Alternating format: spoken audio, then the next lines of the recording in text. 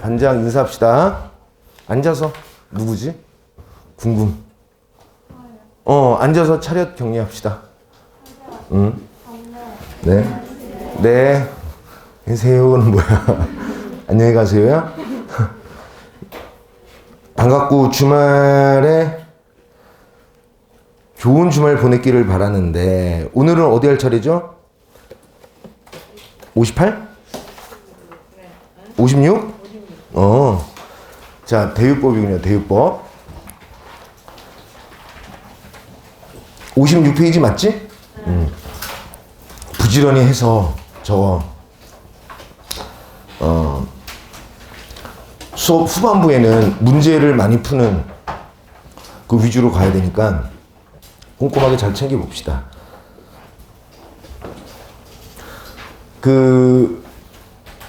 너희들 한 주 동안 선생님 수업 잘 들었지? 선생님은 생각보다 수업이 잘 된 것 같아서 좋았는데 이렇게 전화를 받았어요. 여기 유상현 선생님 들어왔었나? 언제?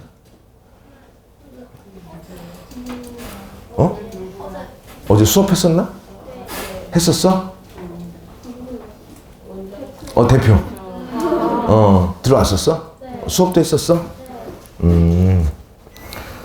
주말에 전화가 왔어요. 그래서 웬일이시냐 이렇게 했더니 그냥 1학년 애들이 수업 잘 듣고 있대 뭐 이러시더라고. 근데 그런 걸 물어보긴 했었니? 물어봤었어? 그런 걸 뒤에서 물어봐. 선생님이 목욕탕 아이씨. 목욕탕 얘기했어? 이씨, 창피하게. 목욕탕에서 수영한 얘기한 거야? 아니, 새벽에 둘이 목욕탕 갔는데 아무도 없잖아. 또 선생님은 물놀이 수영 좋아하거든요. 따뜻한 물에 됐어. 피셜로 사람이 좀 많았다. 몇 명 있긴 있었는데 없다고 봐야지, 그 정도면. 그리고 여기 청평에 여기 호수가 있잖아. 우리 가끔 1년에 한 번 보트도 타고 이렇게 놀거든, 옛날에. 그러면 이제 다른 사람들은 튜브 타고 노는데 선생님은 그러고 안 타요. 막 전력 질주해서 공중 1회전 정도는 하고 우리 퐁당퐁당 혼자 노는 거야. 그리고 다른 사람들이 같이 놀자 하면 귀찮아. 왜 같이 놀아야 되는데 혼자 막 수영하고 놀고 그러거든요. 선생님 물만 만나면. 그리고 전에 여기 언니들이랑 여기 계속 오랫동안 몇 년 동안 수업할 때는 그때는 진짜 극한 직업이었어. 극한 직업. 여기 전에 8개 반이 있었거든요. 언니들. 근데 이제 야외 수업을 좀 해달라는 요청이 있었어. 그럼 개울가에 가거든요. 개울가. 여기 앞에 있지? 거기 안 가봤지? 그게 무슨 수업이야. 물놀이지.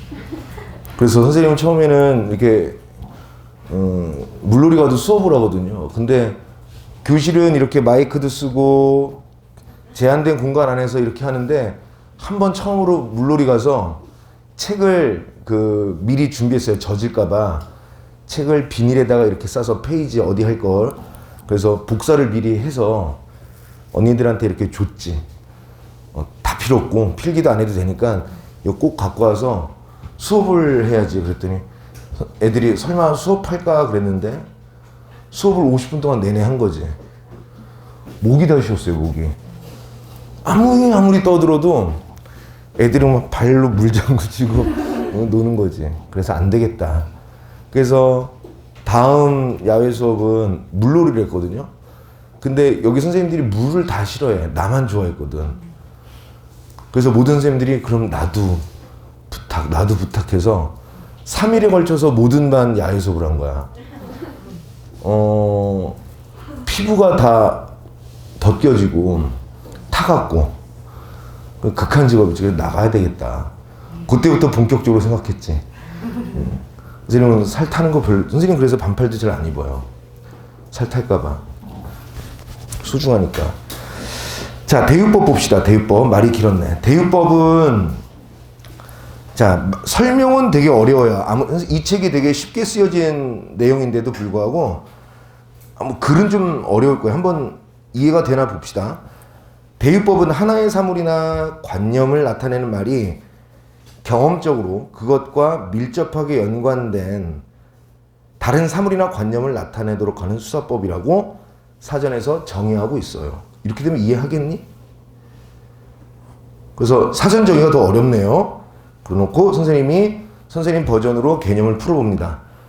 전체 중 일부가 전체를 대표해서 비유하는 수사법. 이게 대유법이에요. 그러니까 이런 것들이겠죠. 뭐 사람은 빵만으로 살 수 없다라는 말을 했어요. 그러면 당연하지, 빵 없어도 돼, 고기 먹으면 되지, 이런 의미가 아니라 여기서의 빵은 빵이 아니라 뭐예요?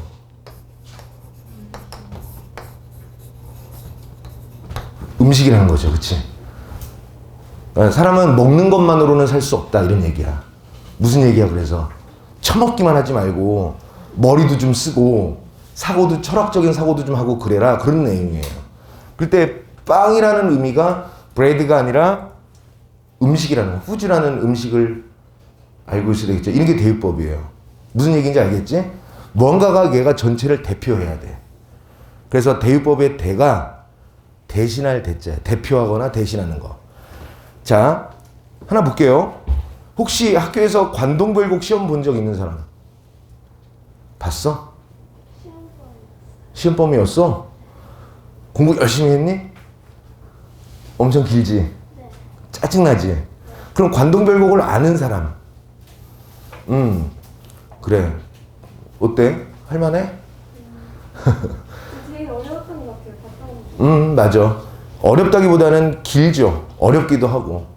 근데 이거는 선생님이 얘를 관동별곡의 맨 첫 번째 줄을 선생님이 한번 읽어볼 건데, 참고로 읽기 전에 이 관동별곡은요, 선생님 고등학교 때는 다 외우게 했었어. 이거를 처음부터 끝까지. 강호의 병이 깊어 중림에 누웠더니 뭐 이렇게 쭉 외우게 했었는데, 요즘에는 외울 필요는 없지만 필수 가사입니다. 필수. 그래서 집에 가면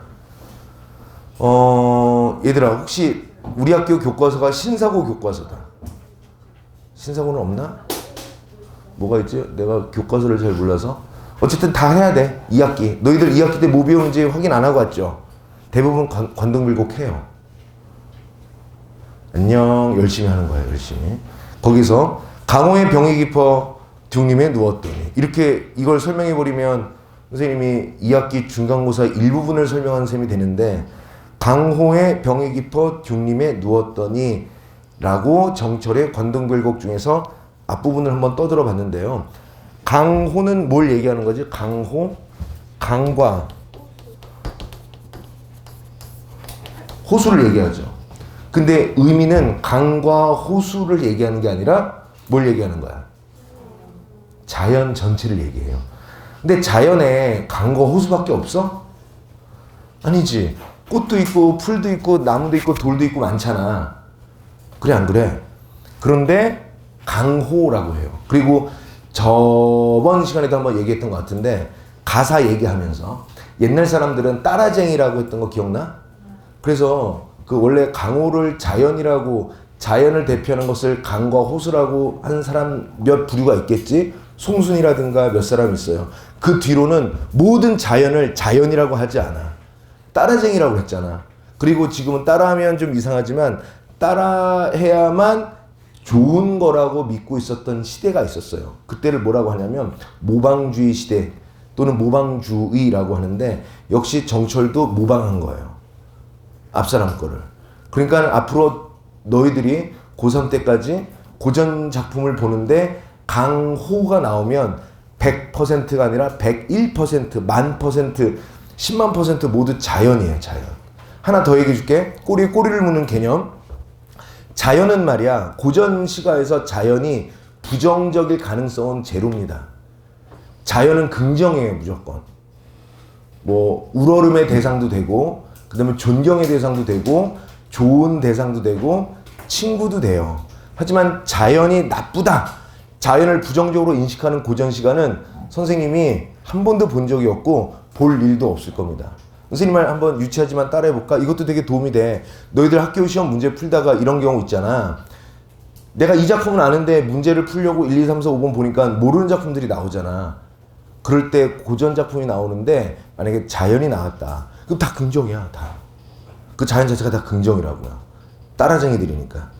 따라해봅시다, 얘들아. 따라해봅시다. 고전시가에서는 조금만 더 좀 자기가 왜 따라하게 하냐면 자기가 뱉은 말을 자기가 듣잖아? 그럼 되게 오래 가요. 이거는 옛날에 실험도 있었어요. 이렇게 해서 머릿속에 얼마만큼 남는지.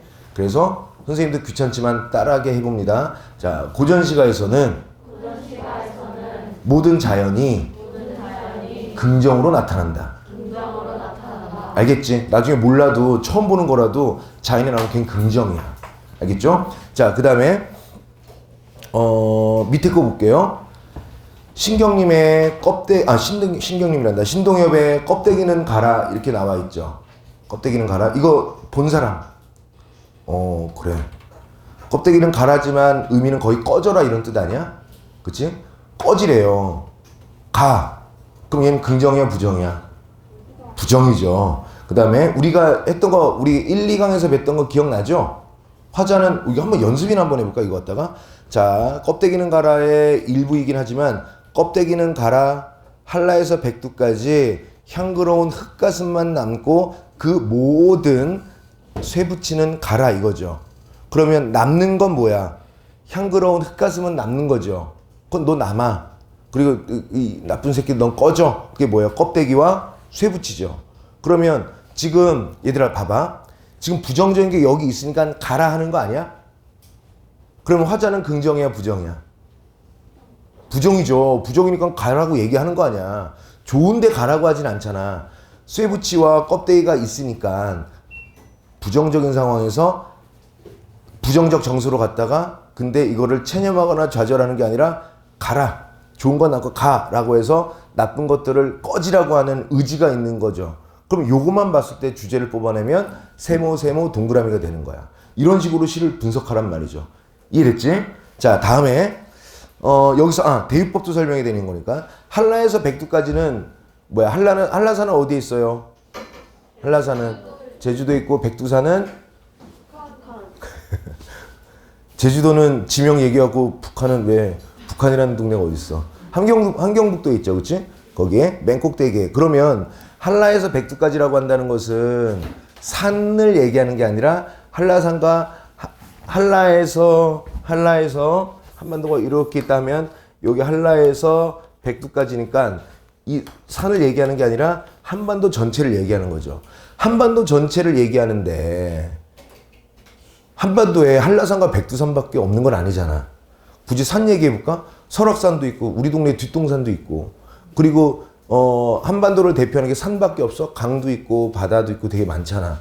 근데 어쩔 수 없죠. 화자가 이렇게 설정을 해버렸는데 시인이 한라와 백두는 한반도 전체를 대표하는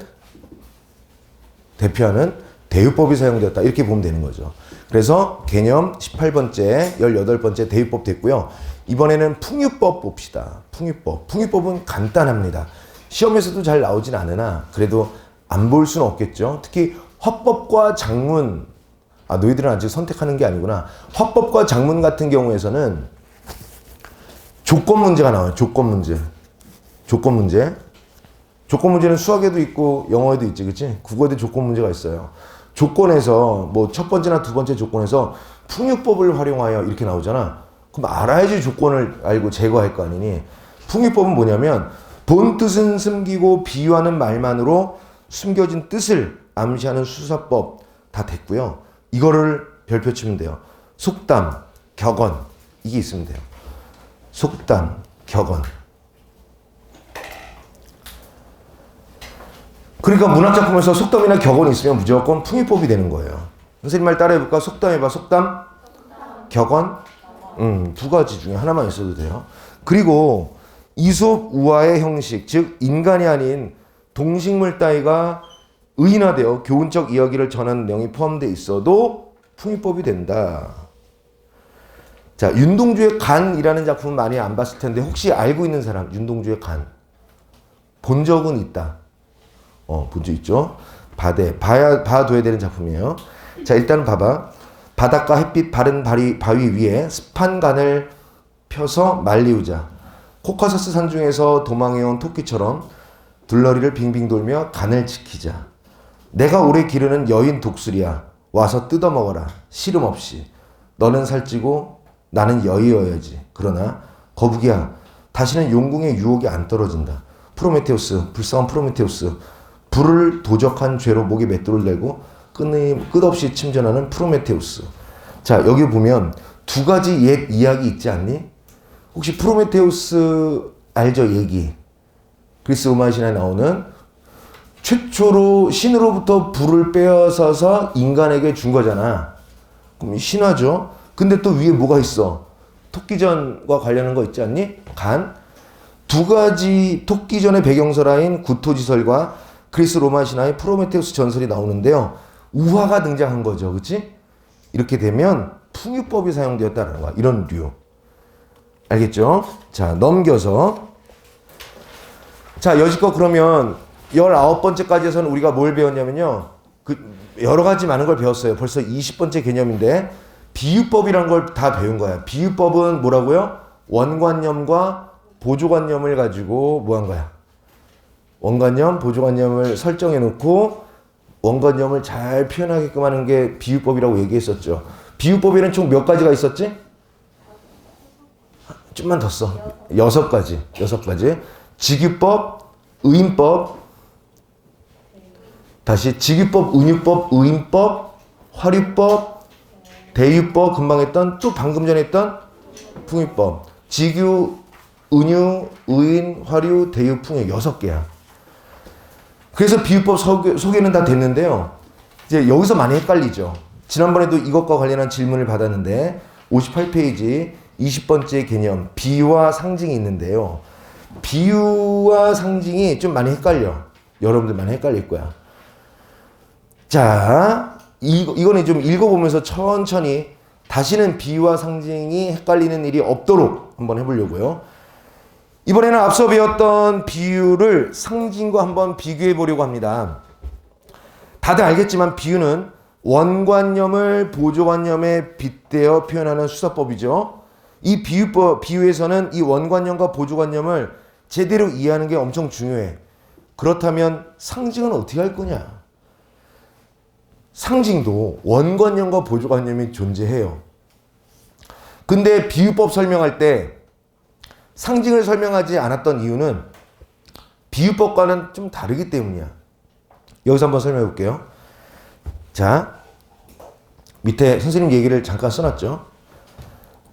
지금 도쿄올림픽이 열리고 있는데, 그렇죠? 21년도지만 도쿄 2020 이렇게 해서 해요. 1년 연기된 거니까. 그렇다고 21년이라고 바꿀 수는 없잖아. 선생님, 여러분들은 88년 서울올림픽 때는 없었지? 이 땅에 생명체도 아니지 않았니? 존재도 하지도 않았을 때. 선생님은 그때 초등학생이었는데 어마어마했었어요. 게다가 88올림픽 2년 전에는 아시안게임도 우리나라에서 했었죠. 다 선생님 초등학교 때 일이거든. 그러니까 완전히 갑자기 이제 나라가 글로벌되고 글로벌화 되어가고 뭔가 국제적인 어떤 그런 분위기에 휩쓸려 있고 들떠 있고 그럴 때거든요. 그리고 자, 여기 보면 책을 보시면서 들어도 돼요. 전 세계인의 축제인 올림픽이 한국, 그것도 선생님이 태어난 그 서울에서 펼쳐진다는 것은 이런 말이 있네. 당시 어리고 귀여웠던 선생님에게는 어리둥절할 정도의 경이로움이었어요. 이렇게 됐네요. 선생님 어렸을 때 되게 귀여웠거든요. 한번 상상할 시간을 좀 줄까? 이 시간을 이렇게 거슬러 가면은. 자, 근데 그때 맨날 뭐가 나왔냐면 호돌이, 그리고 맨날 TV에는 63빌딩, 한강, 그런 게 나왔었어요. 왜 자꾸 그런 걸 내보내나 그때는 몰랐는데, 자, 63빌딩, 한강도 당시 서울을 상징하는 것들이었습니다. 지금은 63층보다도 더 높은 빌딩이 세계 많이 있지만 그때 당시 88 올림픽 당시에는요. 63 빌딩이 아시아에서 가장 높은 빌딩이었었어요. 그때만 해도. 자, 그러면 어떤 의미를 주고 있느냐? 1950년에 6.25 한국전쟁이 일어났죠. 한국전쟁이 일어났어요. 가난하고 그 다음에 먹을 게 없었고 외국의 침략으로부터 연속되는 그 연장선상에서 국토는 피폐해졌는데 단 30년 만에 그 전쟁의 아픔을 겪고 아시아 경제 대국으로 도약한 그것을 의미하는 게 바로 뭐냐면 63 빌딩이었단 말이야. 독일에도 라인강의 기적이 있던 것처럼 우리나라에도 한강의 기적이 있었어요. 옛날에 불과 몇십 년 전만 해도 한강 다리가 폭파하고 시체가 떠다니고 온갖 오염물질, 쓰레기 뭐 이런 것들이 둥둥 떠다니던 한강이 지금은 서울의 기적, 대한민국의 기적을 만든 그 기적의 젖줄 강이라는 게 되는 거죠. 그렇다면 여기서 비유와 상징의 본격적으로 차이를 보면 비유법이란 것은 원래의 의미를 뜻하는 원관념이 하나, 그리고 이를 보조해주는 보조관념이 하나. 그래서 얘네들은 몇 대 몇 대응이야? 1대 1 대응이에요. 비유법은. 이해됐어요? 내 마음은 호수요. 그러면 원관념은 내 마음 하나죠. 내 마음을 잘 드러내기 위한 보조관념 호수 하나인 거예요. 자, 이렇게. 근데 앞서 선생님이 언급했던 63빌딩, 한강 이것 쪽으로 한번 다시 돌아가 보자. 이 둘은 원관념이냐 보조관념이냐라고 얘기할 거예요. 당연히 보조관념이죠. 그 올림픽 홍보 영상에서 63빌딩 자랑하려고 했던 건 아니잖아. 한강 자랑하려고 한 거 아니잖아요. 그러면 뭘 자랑하려고 했던 거야? 대한민국 국민의 우수성, 대한민국의 젊음, 힘찬 도약, 그 다음에 다른 세계 어떤 나라와도 견주어도 우리가 경쟁에서 이길 수 있다라는 경쟁력, 이런 걸 자랑하려고 드러낸 게 한강, 63빌딩 이런 거였단 말이죠. 자, 59페이지로 넘어와서 상징은 밑줄 칠래요? 원관념이 생략된 채로 나타난대요. 이건 되게 중요해. 원관념이 드러나지 않아. 예를 들어서 내 마음은 호수요 이렇게 해버리면 내 마음은 원관념, 호수 뭐야? 보조관념 이런 거죠. 그치? 나타날 수도 있고 안 나타날 수도 있는데 상징은 반드시 원관념이 생략된 채로 나타난다는 거야. 자, 좀만 더 읽어보면 63빌딩이나 한강 이런 원관념은 아마도 가난한 나라에서 잘 사는 나라로 됐다라는 성장, 전쟁의 아픔을 극복한 우리 대한민국의 저력, 아시아 파워, 세계와 어깨를 함께 할 수 있다라는 어떤 당당함, 뿌듯함, 이런 많은 것들을 뭐 하나로 드러낸 거예요. 63빌딩을 드러냈거나 아니면 한강으로 드러냈거나 이런 거죠. 그러면 이처럼 상징은 비유와 달리 원관념 대 보조관념의 관계가 뭐야? 많은 의미니까 n개라고 할게요. n 대 1. 1이 상징 표현이죠. 원관념은 많은데.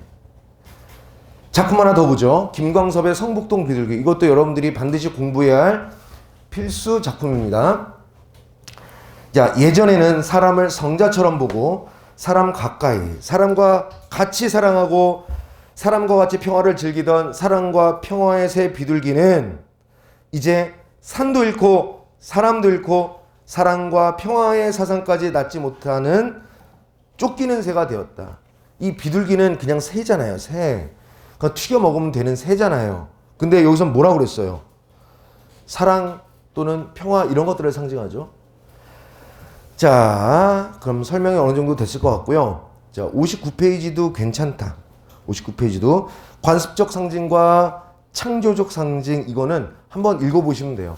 수능에는 잘 안 나오는데 학교에 따라 좀 다르겠지만 내신에서는 좀 나올 수 있으니까 관습적 상징, 창조적 상징 이런 거 한번 눈여겨보시면 됩니다. 자, 그 다음에 21 개념 주객전도가 있어요. 주객전도. 요 설명이 조금 길 것 같은데 혹시 학교에서 상춘곡을 배웠던 사람? 상춘곡? 중간고사 범위예요. 2학기. 그래? 그러면 배웠던 사람은 복습이 되겠고 배울 사람은 미리 시험 공부를 하나 하게 되겠네. 상춘곡에서 주객전도를 배웠던 사람 손 들어봐. 그럼. 그래? 화진이가 반장이지? 응? 맞지? 화진아, 주객전도가 뭐야?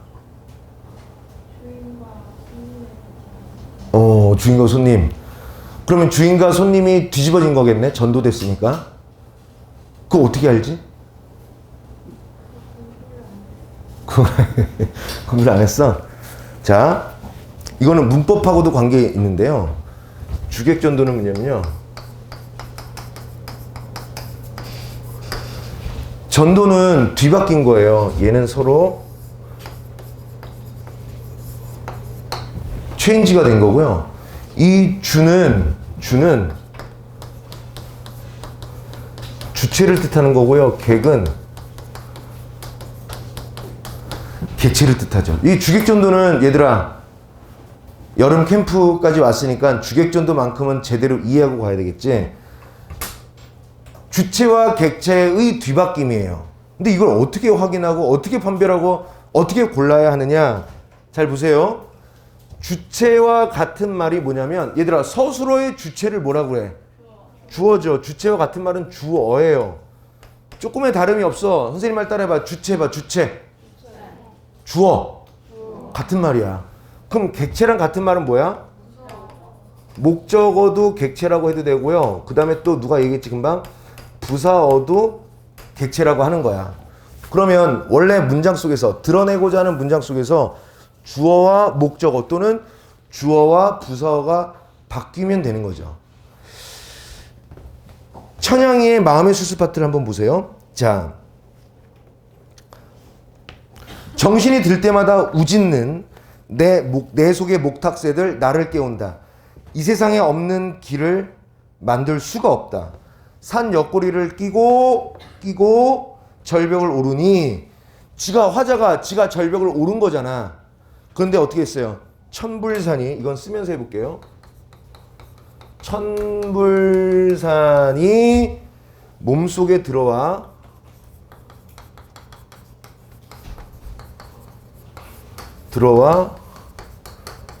앉는다 이렇게 됐죠. 문장 분석해 볼게요. 우리 국어의 문장은 너무나 착하고 귀엽게 항상 맨 마지막이 서술어예요. 서술어죠. 누가 들어앉아서 이 문장에 따르면 천불산이 들어온 거 아닌가? 그럼 얘는 뭐가 되는 거야? 주어죠. 몸은 내 몸이겠죠. 그럼 애가 들어왔으니까 얘는 무슨 어야? 부사어죠. 근데 실은 자기가 천불산을 오른 거 아니야? 표면적으로는 문장 구조가 이렇게 되어 있는데 의미를 따져보니까 내가 천불산에 간 거 아니니 얘들아? 그러면 표면적으로는 얘가 주어인데 의미적으로는 얘가 부사어고 표면적으로는 얘가 부사어인데 의미적으로는 얘가 주어죠. 그러니까 하얗게 흰 분필로 쓴 거는 어떤 거야? 흰 분필로 쓴 거는 시의 표현인데요. 이 말을 의미적으로 내용적으로 다시 풀어보면 몸이 천불산에 들어갔다 이거 아니니 얘들아? 그러면 얘랑 바뀌었죠. 그러면 주어와 부사의 위치가 바뀌었죠. 주어와 부사의 위치가 바뀌었죠. 이게 주객전도인 거야. 한 번에 이해됐죠. 고전작품도 특히 고전시가에서 주객전도가 나오면 되게 중요하거든요. 자, 정국인의 상춘곡도 배웠다라고 얘기했지. 정국인의 상춘곡을 보면 이거 어떻게 돼 있어요? 공명도 날 끼우고 상춘곡 배운 사람 이거 해석 좀 해줘. 선생님 모르겠다. 공명도 날 끼우고 부기도 날 끼우니 이렇게 돼 있죠. 끼우다가 무슨 뜻이야? 싫어하다, 꺼리다 그런 뜻이야. 그러면 의미를 써줄게. 얘는 꺼리다야. 공명은 무슨 뜻이야? 공명. 얘는 명예죠. 명예. 부기는 말 그대로 돈이죠. 돈. 그러면 이거를 조금 더 해볼게요. 주어가 목적어를 서술어하고 주어가 목적어를 서술어하죠. 근데 이 작품 속에서의 의미는 뭐야? 내가 공명을 꺼리고 내가 부귀를 돈을 꺼리니 이렇게 해석하는 게 원래 의미죠. 내 표현을 이렇게 표현했죠. 그럼 뭐예요? 목적어가 뭐가 된 거야? 주어가 됐죠. 주어가 뭐가 됐어? 목적어가 됐죠. 서술어는 그대로. 표현된 목적어는 의미상 주어죠. 표현된 주어는 의미상 목적어죠. 서술어는 그대로. 그러면 주어와 목적어의 위치가 체인지 됐고 주어와 목적어, 주어와 목적어 위치가 체인지가 되었죠. 그치? 이게 바로 뭐라고요?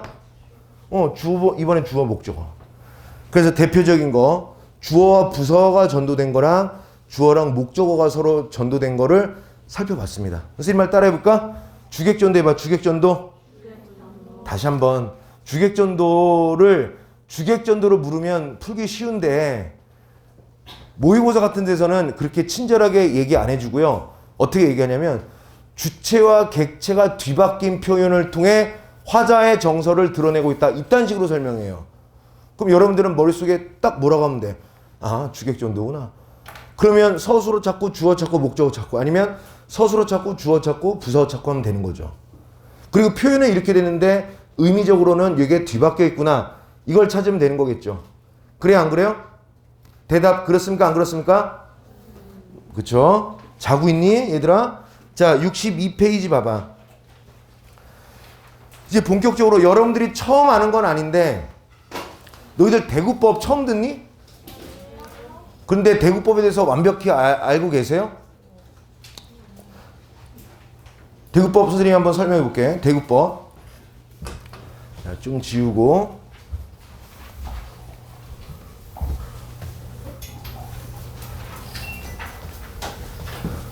자, 대구법은 뭐냐면 한자 잘 안 쓰는데 대가 뭐냐면 마주할 대자예요. 마주할 대. 마주하여 말하는 걸 대화라고 하죠. 마주하여 얼굴을 비추는 것을 대면이라고 하죠. 근데 뭘 마주하냐면 말을. 그리고 그런 법. 이게 바로 대구법이야. 잘 보세요, 얘들아. 이 구는 뭘 갖다 구라고 하지? 이어절 이상을 구라고 해요. 이어절. 어절이라는 것은 띄어쓰기 단위죠. 그럼 구가 되려면 이렇게 요거 한 번 정도 이상은 띄어야 된단 말이야. 자, 보세요. 62페이지. 자, 힘내자. 고원이도 힘내고. 자, 사전에는 대구법을 비슷한 어조나 어세를 가진 어구를 짝지어 표현의 효과를 나타낸 수사법 이렇게 정의하면 또 모르죠. 뭔 말인지. 대충은 무슨 말인지 알겠는데 시 본문을 보고 적용하려고 하면 안 된다. 시를 분석할 때 대구법이 사용되었니 안 되었니를 정확하게 분석해야 되거든요. 여러분들 아직 모의고사들을 많이 안 봤는데 모의고사 보면은 항상 대구법이 단골 손님으로 나와요. 단골 손님으로 나오는데 대구법처럼 생겼는데 대구법이 아니야. 근데 그걸 대구법이라고 물어보면은 문제 풀다가 되게 헷갈린다고요. 우리 모의고사 보면 학교 시험이나 모의고사 보면 한 문제에 딸린 선택지는 총 몇 개야? 5개 아니니? 오지선다니까? 그런데 얘들아 너희들 혹시 이제 경험한 것 중에 한번 얘기해 봐봐. 문제를 풀다가 얘가 답인가? 얘가 답인가? 고민하는 것들이 있어요. 근데 3개 놓고 고민한 사람 손 들어봐봐. 이거 아니면 이건데 이렇게 고민한 사람 없어. 항상 5개 중에 3개는 바보예요. 1, 2, 4 바보. 그럼 3, 5 중에 우리가 틀리는 이유가 2개에서 틀려요. 2개에서. 3개를 놓고 고민하지는 않아요. 그 전에 찍어요. 3개까지 놓고 고민할 거는 되지 않아서요.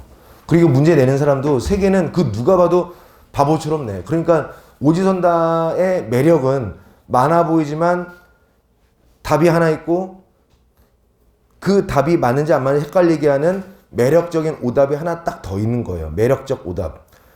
대구법이 거기에 많이 속아 넘어가죠. 한번 볼게요. 백석 시인의 선사 함주시초 사 중에서 우리들은 가난해도 서럽지 않다. 우리들은 외로워할 까닭도 없다. 그리고 누구 하나 부럽지도 않다. 얘들아, 우리들은 가난해도 서럽지 않다. 우리들은 외로워할 까닭도 없다. 이렇게 해놨죠. 자, 대구법에 대해서 다시 한번 물어보자. 대구라는 말은 말 자체가 구를 마주해서 하는 거죠. 구에 대한 설명도 했어요. 그런데 저기 금방 읽었던 선우사 함주시초사 중에서 어디를 얘기하냐면 밑에 네 번째 줄 내려봐. 이 하나의 구가부터 보이죠. 이 하나의 구가 쌍을 이루는 또 하나의 구와 연결된 것을 의미합니다. 바로 위에 제시된 작품처럼 우리들은 가난해도 서럽지 않다와 우리들은 외로워할 까닭도 없다가 서로 대꾸를 이루어 유사한 문장 구조 형태가 밑줄 칠래요? 유사한 문장 구조. 그래서 모든 대구법은 유사통사 구조의 반복이 돼요. 들어본 적 있죠? 유사통사 구조의 반복 있죠? 모든 대구법은 유사통사 구조의 반복이다. 이게 좀 설명이 길어요. 얘가 대구법인지 아닌지를 맞추려면 우리들은 가난해도 서럽지 않다. 우리들은 외로워할 까닭도 없다. 이 위아래 줄의 위치를 바꿔서 읽어봐봐. 그렇게 읽어볼까? 우리들은 외로워할 까닭도 없다. 우리들은 가난해도 서럽지 않다. 이렇게 해도 되죠. 위치를 바꿔서 읽어도 아무런 문제가 없으면 얘는 뭐야? 대구법이에요. 자, 밑에 거 한번 보죠. 바쁜 사람들도 굳센 사람들도 바람과 같던 사람들도 집에 돌아오면 아버지가 된다. 김현승의 아버지의 마음 중에서 보면 자 시행 중에서 1행과 2행은 되게 비슷하죠. 3행 또한 1행, 2행보다는 약간 길지만 그래도 사람들도 라는 형식이기 때문에 대구법이 사용됐다라고 할 수가 있는 거죠. 그래서 바쁜 사람들도 굳센 사람들도 바람 같던 사람들도 얘네들 아무데나 바꿔봐. 두 번째 걸 위로 올려볼까? 굳센 사람들도 바쁜 사람들도 바람과 같던 사람들도. 아니면 세 번째 걸 위로 올려볼까? 바람과 같던 사람들도 바쁜 사람들도 굳센 사람들도 집에 돌아오면 아버지가 된다. 얘네들은 서로 다 짝을 이룰 수 있겠죠. 괜찮지? 자, 그 다음에 작자미상의 소춘향가라는 걸 보자. 대심어 우라고 솔심어 정자라. 동편에 연당이요 서편에 우물이라. 대나무를 심어서 울타리를 만들고 소나무를 심어서 정자를 만드는구나. 이렇게 생각하면 돼요. 동편, 동쪽에는 연당, 그러니까 연꽃이 있는 그 집이고요. 서쪽 편에는 우물이 있다. 이런 거죠. 자, 여기서 대심어 우라고와 솔심어 정자라가 각각 이번에는 아까 62페이지에서는 위아래가 짝을 이뤘잖아. 근데 얘는 뭐예요?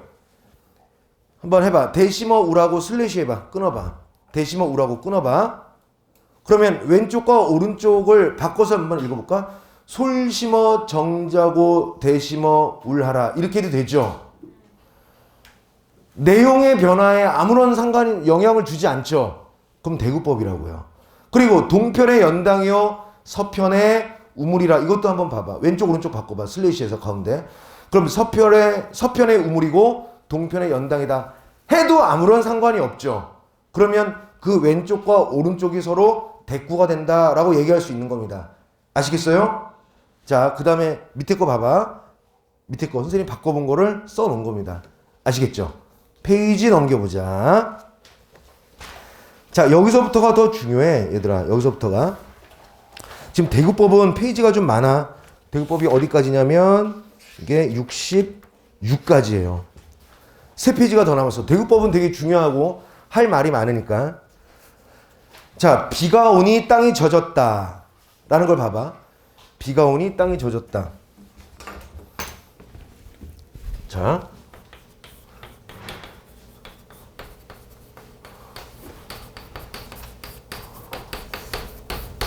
이렇게 놨죠. 그러면 이렇게 끊고 얘가 하나의 구가 되고 얘가 하나의 구가 되죠. 그럼 얘랑 얘는 대구가 되나? 군데? 짝을 이루진 않아? 왜? 읽어보자고. 딱 봐도 대구법처럼 생겼는데 대구법이 아니에요. 대등하지가 않기 때문이야. 그래서 대등하면 그 대등할 대자가 된데 대등하지가 않아. 위치를 바꿔볼까요? 아까는 위치 바꿔서 말이 되면 대구법이었는데 지금 이거 위치를 바꿔볼까? 땅이 젖으니 비가 왔다. 말이 돼, 안 돼? 그러니까 안 되는 거예요. 얘가 대구법인지 아닌지를 판별하려면 짝이 되어 보이는 듯한 그 구의 위치를 바꿔놓고 의미를 다시 한번 파악해봐. 의미가 깨지거나 말이 안 되거나 논리적으로 모순이 되면 걔는 대구법이 아니었던 거야, 애초부터. 자, 그 다음에 봐봐.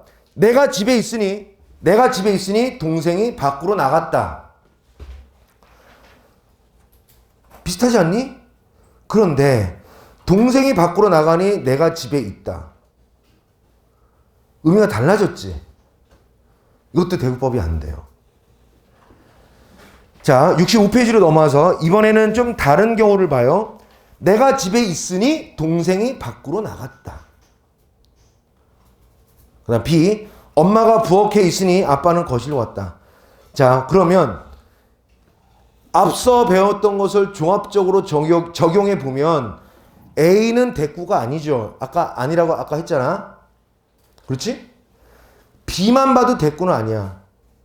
그래서 A와 B 모두 인과관계로 문장이 이어졌기 때문에 대구법은 아닌데, 근데 A와 B 자체, A 전체, B 전체로 봤을 때는 얘네들은 짝을 이루고 있죠. 그래서 위아래를 바꿔볼까? A, B를. A, B의 위치를 위아래를 바꿔볼게요. 그럼 어떻게 되는 거야? 엄마가 부엌에 있으니 아빠는 거실로 갔다. 내가 집에 있으니 동생이 밖으로 나갔다. 위아래를 바꿨는데 내용의 변화라든가 논리적 모순이 생기지 않지. 그러니까 왼쪽 오른쪽은 대꾸가 성립이 안 되나 이런 게 하나 더 있다 보니까 위아래가 서로 유사통사 구조가 반복된 대구법의 형식을 취하고 있다. 이렇게 이해하면 됩니다. 지금 다 모두 이해하고 계시는 거야? 좋아. 그 다음에 보세요. 자, 이거는 또 되게 중요해요. 나는, 자, 윤동주의 참회록인데 배운 사람 있죠? 나는 나의 참회의 글을 한 줄에 줄이자. 만 24년 1개월을 무슨 기쁨을 바라 살아왔던가.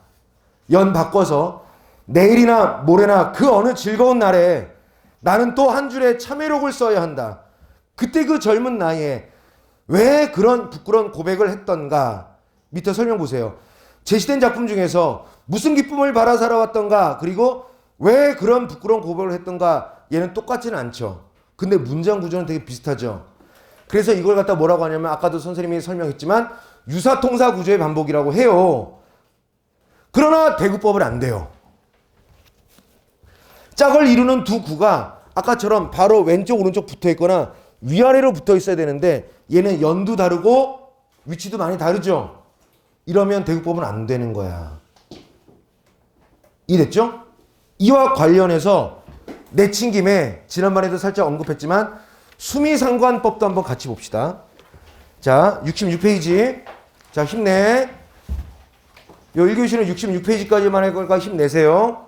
자, 수미상관은 시상의 앞부분과 뒷부분이 똑같거나 유사한 형태로 되어 있는 형식의 시를 말합니다. 작품의 일부를 한번 봅시다. 정지용의 고향. 이것도 배운 사람 있지 않니? 정지용의 고향. 특히 향수 배우면서 곁다리로 배웠을 것 같은데. 고향에 돌아와도 그리던 고향은 아니러뇨. 산꿩이 알을 품고 뻐꾸기 제철에 울건만 고향에 돌아와도 그리던 하늘만이 노푸르구나. 그러면 앞대가리랑 뒷공지문이랑 똑같지는 않은데 거의 비슷하죠. 그래서 수미상관하면 어떤 표현 효과가 일어난다라고 얘기했어요? 구조가 안정적이다. 반복이 되었다. 반복으로 인해서 뭐야? 의미 강조와 운율이 형성된다 얘기했죠. 자, 전체는 아니고요. 금방 선생님이 읽었던 이 작품은 시 앞부분과 뒷부분이에요. 그러나 붙어있지 않고 오히려 시상의 시작과 끝에 있죠. 그러니까 유사통사 구조 반복은 되지. 그런데 대구법은 안 돼요. 대구법은 까탈스러워요. 바로 왼쪽 오른쪽에 붙어있거나 위아래 붙어있어야 된단 말이죠. 그 짝이 되는 요소들이. 그래서 선생님이 이렇게 그려봤습니다.